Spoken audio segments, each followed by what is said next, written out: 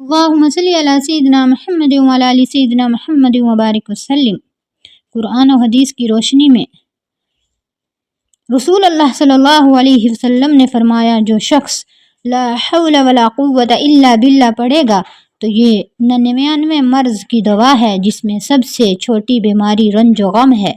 قرآن و حدیث کی روشنی میں ایک گناہ کے بارے میں والدین کی نافرمانی کرنا۔ رسول اللہ صلی اللہ علیہ وسلم نے فرمایا، ہر گناہ کی سزا کو اللہ تعالیٰ چاہے تو قیامت کے دن تک مؤخر کرتا ہے، سوائے والدین کی نافرمانی کی سزا کہ اللہ تعالیٰ اس کی سزا موت سے پہلے دنیا ہی میں چکھا دیتا ہے۔ رسول اللہ صلی اللہ علیہ وسلم نے ارشاد فرمایا، مَن كَانَ يُؤْمِنُ بِاللَّهِ وَالْيَوْمِ الْآخِرِ فَلْيَقُلْ خَيْرًا أَوْ لِيَصْمُتْ۔